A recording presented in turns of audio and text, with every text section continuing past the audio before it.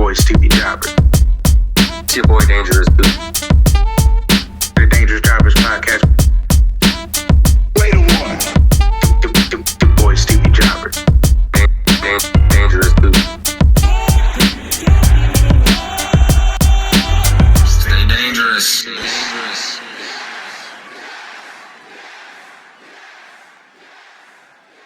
Ladies and gentlemen, boys and girls, children of all ages, it's your boy Stevie Jobber. And it's your boy Dangerous Dude. And welcome back to the Dangerous Jobbers podcast, putting wrestling over one podcast at a time. Pink brush time.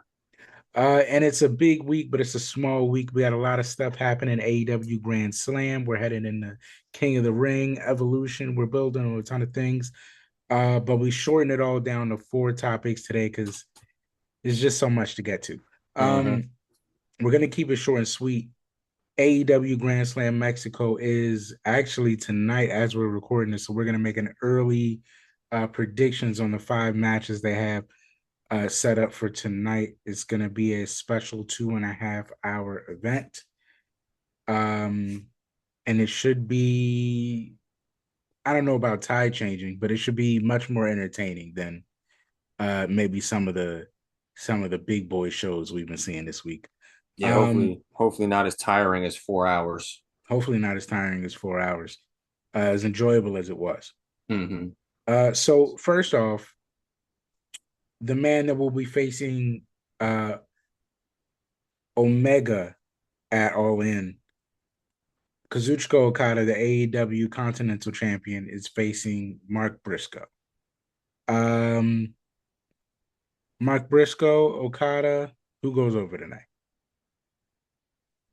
I think you got to say Okada just because they got that steam rolling into the match with him and Omega. I think it's going to be an enticing match for sure. But as much as we love Mark Briscoe, I'm going to have to say Okada gets the dub here. Yeah, this is not where we go too crazy. That's a one and done Okada. Next match is a fatal 4-way match. 4 million pesos, the high flyer 4-way. It's going to be a hologram. Who some people are a big fan of. There's Mascara Dorada, formerly known as, I believe, Grand Metalik. Is that Grand Metalik? I believe it is. Mascara Dorada. Grand Metalik, that should be impressive. Leo Rush, man of the hour, my guy, Leo Rush. And Ricochet. Who wins 4 million pesos tonight? Let's say Ricochet wins. Let's say Ricochet wins. I kind of want it to be Leo Rush because I think it'll add to his character. Just have like I don't know. I think it fits him. But Leo, let's be honest, Ricochet has all the pull right now. Hologram was like hot for a minute. Mascara Dorada is probably here for CMLL. Leo Rush is a spot filler because he's amazing. This is probably Ricochet. It's probably Ricochet. Then we move on to 10-man tag. Ooh. Not the main event, but probably the bloodiest match of the night. Or is this the main event? No, this is the main event. It should be though. I mean, no. This has got to be the main event. All right, we're skipping this. This has to be the main event. If they do this mid-show, then that's just bad booking. Oh no, because that's gonna be the main event. I'm sorry. I'm sorry. I'm looking at this as we go. Okay, MJF versus Mystico. We'll do that. MJF versus Mystico. Newly hurt syndicate. MJF versus Mystico. Where are you at on people like Mystico, people like Dorada, people that were not really great in WWE going to AEW or coming from CMLL after going to AEW, going in the Grand Slam and being considered much more appreciated talent? Well, it's you can't show what they were in WWE when you're AEW. Hence why Jon Moxley doesn't show any sides of the Dean Ambrose. Hence why Cope isn't showing any sides of edge.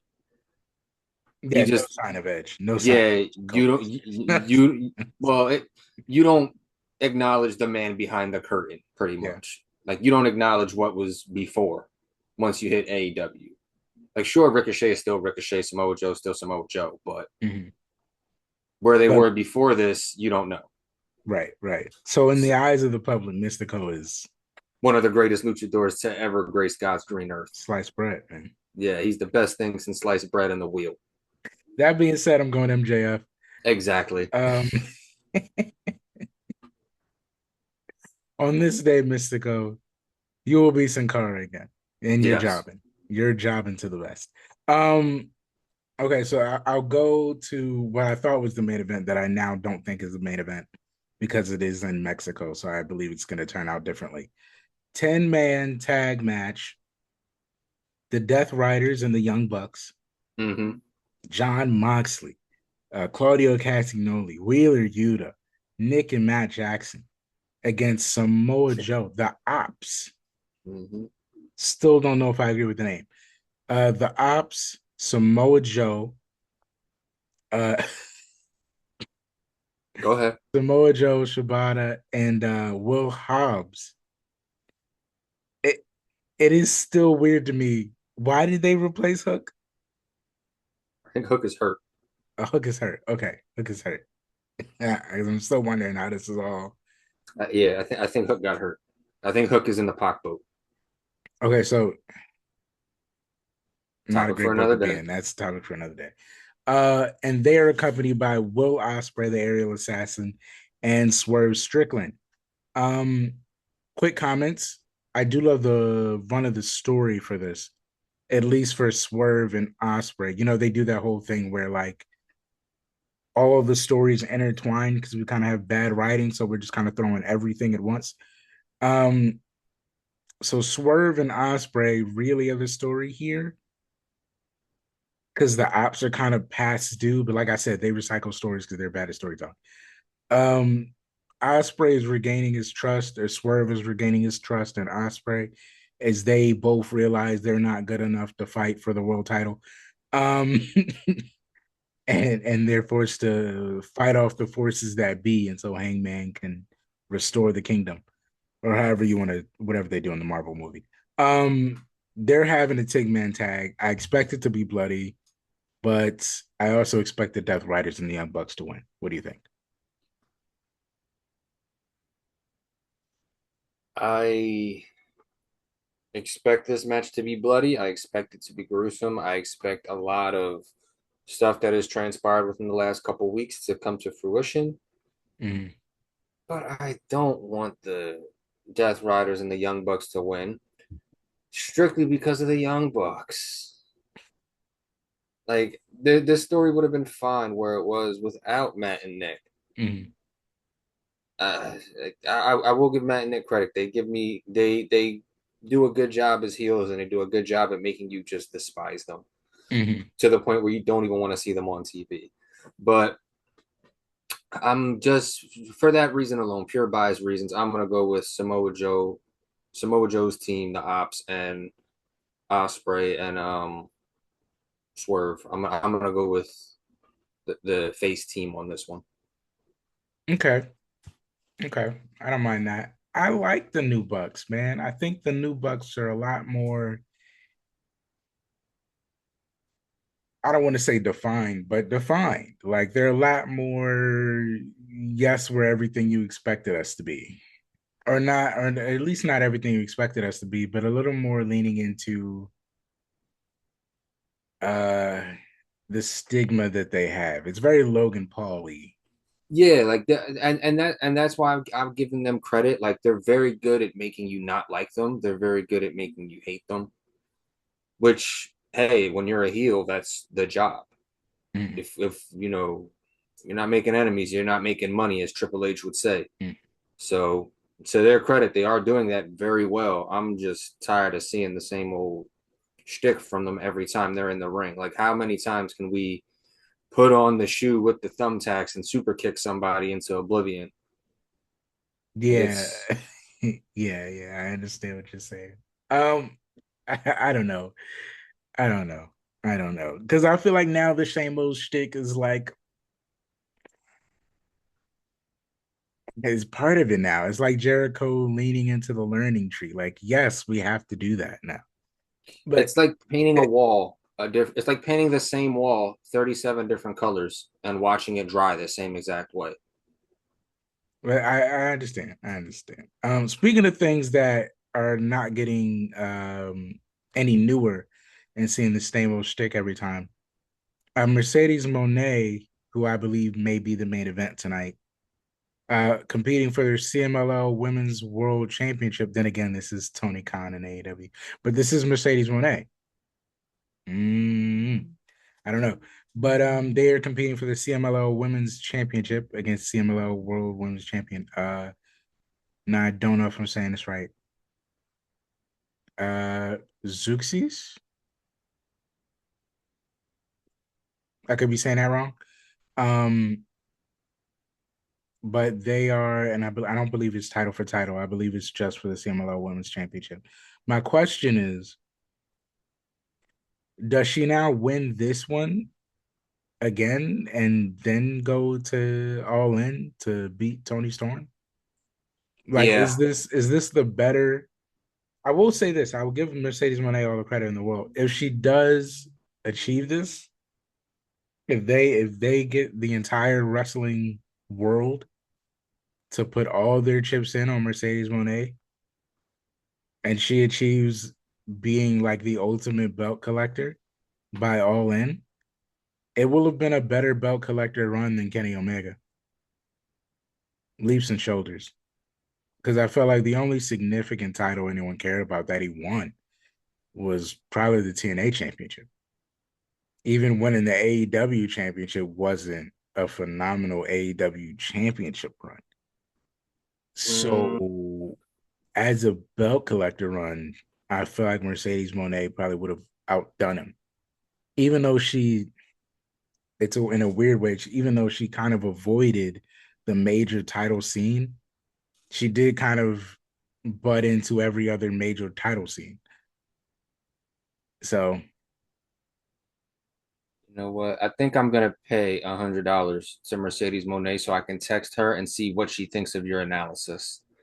Um, I think I'm gonna just pay that just so I can text her and see what she says. But I think I'm in. I don't know.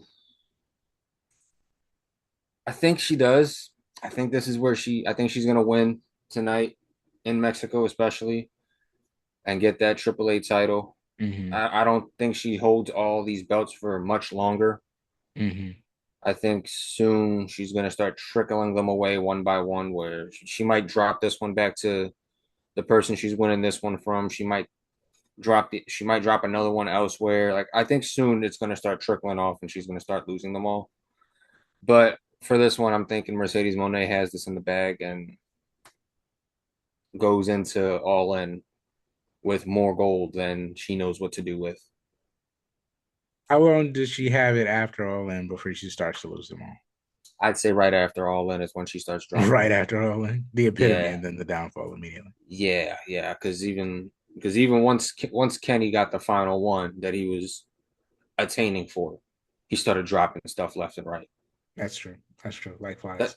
that's usually when anybody picks up a bunch of titles. Even with Kurt Angle in TNA, when he won every TNA title and then got the New Japan one. Once he accomplished that, week after week after week, a title was dropping off of him. So I think after All In, she starts to plateau. I wonder if belt collector gimmicks are good for the wrestling industry, but that's a talk for another day. Mm-hmm. Um, from Grand Slam Mexico to AAA, TripleMania. Mm-hmm. Um, just to touch on a few things from the newly acquired AAA. I heard a lot of comments about just two things. I just want to touch on one, Los Garza winning the AAA Tag Team Championships. Golf clap. Golf clap. I think booking wise, it makes all the sense in the world to put the titles on Los Garza. Uh, Phantasma, the Garzas came from AAA. Mm-hmm. Only makes sense that they would be the viable choice as the bridge between WWE and AAA to win the AAA Tag Team Championships. Mm-hmm. Because one, they needed something to do, and two, they were probably booked better over there in Mexico. Better for them to win it than somebody like DIY. Or the Nemeth, basically. Yeah. Because the Nemeth were in that match with them. That's basically who that would have been, the Nemeth. So I appreciate that. I appreciate creative, whether it was Mexico creative, whether it was WWE creative going, this is a common link. These guys have nothing to do. We're struggling to get them over. Why would we waste them on TV every week when we're pushing actual luchadors? Send them to Mexico. Mm-hmm. Makes all the sense in the world. That being said, the other thing that I thought made all the sense in the world is seemingly backfiring. So in this quick little segment, I think maybe we try and unwrap this in a quick sec and figure out maybe how to fix it. Mm-hmm. I have a ridiculous theory, but maybe you have one that's a little smarter than mine. Okay. So in the main event of TripleMania, Alberto El Patron, Hilda Vikingo, AAA Mega Championship, a bunch of floozy stuff happens in the finish. And in a weird ghost of your past storyline, Alberto ends up getting handcuffed to the ropes as El Hijo del Vikingo beats him in a cage match to win back the title. And the cuffs broke somewhere during the segment. It was apparently very bad. It was like WrestleMania 40, but nothing really seemed right. I saw a lot of comments that this is typical for AAA creative, but I do hear that they're getting new creative and the names that are suggested to be involved, very proud of, very happy about. I don't know Mm-hmm. if that's true, but we'll wait and see. The point is this: the crowd wasn't happy generally because I think they were a fan of El Patron. Mexico culture is very different. They might not have Yeah. felt the way we felt about Del Rio. But we knew acquiring AAA, this was bound to happen. Mm-hmm. So what do they do now to reconcile the fact that the AAA fans don't like the new AAA champion? But we can't push Del Rio. How do we either, because we can't turn Vikingo heel. No. There's no reason to. Mm. How do they make El Hijo de Vikingo work as champion or work as the face of the company? Mm. In a in a way that seems all right. So if you don't have another heel that is at the level of Patron or close to it, what you could do is you could either build up some of the lesser heels you have and then try to get them to that level for Vikingo. But in the meantime, send the Spanish heels from WWE that aren't doing anything, as in your Santos Escobars, your Dirty Doms, your hell, you could even throw a monkey wrench plan in there and use Santos if you want to. Even guys who fit the style for AAA, you could still use them. And until that time comes, you could either have them. How am I trying to say this? You could have one of them eventually take the title off Vikingo and they become the champion, and then you give it to another face that's down there. Or you build up a heel in that enough of a time frame to eventually take it off of Vikingo and then bring Vikingo over to NXT or WWE. I say you got to use, in a non-silly way, I say use the guys you aren't using. Use the Santoses, use the. I would even argue to start with Santos. Mm-hmm. This is not me being silly. This is me thinking off the brain. I would even use Santos because he was Phantasma down there, so he was a staple of the company. It would make sense for him to be the heel now to take it off Vikingo after it looks like after it looks like they're screwing up the title picture, so to speak. Um sorry. Uh After it looks like they're working the main event picture, which they are. They're exclusively I'm sorry, something's going on with my camera here. They're exclusively kind of edging out Alberto, and we know that. We know they're booking it so that he isn't on TV, so we don't have to push him. But in that, you can create this situation where Vikingo can still try to be a face, and the people can get behind the actual corporate takeover of somebody like Santos Escobar coming back and winning it because now he's a heel, but we know him from Mexico. So we can still root for him being the guy that should represent Mexico. You know what I'm saying?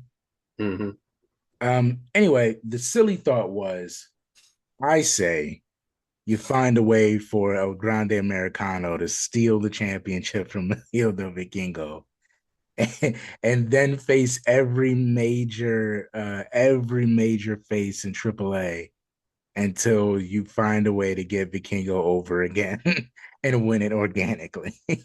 But how much heat would you get as the guy pretending to be a Mexican wrestling legend, not from Mexico, from the Gulf of America, holding the AAA Mega Championship? I mean, come on, dude. It's so much heat. I think he'd get kicked out of buildings. They'd have to leave undercover. Like it'd be so funny for the hate that he would get. It's And it would be so on the nose that it seems so grandiose, which is luchador wrestling. I'm not luchador wrestling, but Mexican wrestling. Lucha is very over the top. The characters are very over the top. Wouldn't it be hilarious for someone pretending to be a Mexican wrestler from America to win the AAA Mega Championship? And have and it writes itself because everybody from AAA that's a fan is going to be like, put somebody we actually love and respect up to beat this guy, so I don't have to deal with him. And you can write him against every major AAA guy. That's my silly take, but I think like 9 times out of 10, that would actually pretty see, much work. That would see, actually be a great idea. it's so wrong that it's right. I don't know. I don't know. In a perfect booking world, I would have Vikingo win the Money in the Bank and not be a part of any of this, so he could cash in on a field of Vikingo, and then you can debut Phantasma all at the same time. And uh, uh, while Vikingo is beating every other face champion in AAA, Santos is slowly winning back all the people from AAA that already knew him as Phantasma so that they can collide together. And I don't know. I don't know. Let me get my fantasy booking out of here. Anyway, that would be how I do it. See, Getting to the only two major things about WWE this week. I'm mad. I actually Because did that because let's backwards. be fair, Evolution is happening. You had it right the first time. Evolution is happening for the women's pay-per-view. Saturday night's main event is happening. Saudi Arabia is happening for King and Queen of the Ring. Um, and we're in this weird booking spot that we run into every year with WWE where you don't really want to watch, and Triple H does his best pitch to make you watch. Mm-hmm. That comes in the form of Goldberg challenging Gunther at Saturday night's main event. I don't really have any thoughts. I saw people very passionate about it. My only thought was money and timing. Money, booking, and timing. Why did they do it? Why did it? He had one more match on the contract. Booking. Why is Saturday night's main event during the time when no one really wants to watch WWE? Perfect timing. It's not gonna hurt if everyone knows the viewership is already going to dip. And where is it going to be? Saturday night's main event. Where's Saturday night's main event? Atlanta, Georgia. Money. Where's Goldberg from? There you go. Atlanta, Georgia. Bing, bang, boom. It was a stars aligning, making the most of a situation we need to finish moment. Mm-hmm. We can get him the match he wants with Gunther, with somebody who idolized him, somebody who actually wants the match. We can give it a main event spot for a world title. It's the last one on his contract, and it's not on a big pay-per-view. Mm-hmm. That is a stars aligning, like where all the chips were able to fall into one place. Like, sure, he's kind of banged up right now, he said, but we're not expecting a 15, 20-minute classic match. Mm-hmm. We're expecting probably 10 to 12 minutes. He gets If off that. his he gets off his four moves that he does: his punch, his kick, his slam, his spear. I don't even think we're gonna get a jackhammer this match. Probably not. Depends on how Well, banged up he is. yeah, like I'll be okay with a spear. And I say the way to end it in a way a Goldberg match has never been ended before. End it with Goldberg going to sleep. Choke him out. Choke him out.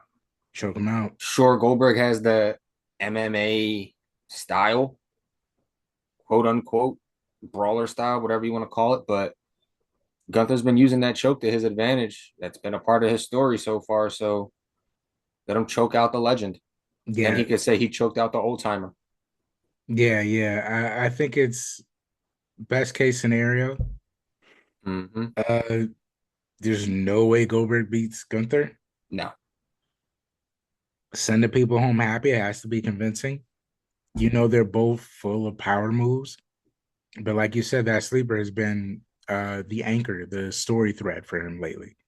Choke him out. What better way on the biggest stage in his hometown against one of the biggest legends, probably in front of his son, to choke him out and then throw that championship. But what heat you would get in Atlanta. Mm-hmm. Yeah. You'd be hated in Atlanta. Atlanta loves Goldberg. Atlanta loves Goldberg. So there you go. I have Goldberg easily losing, and I would hope it's still a sleeper. Yeah, me too.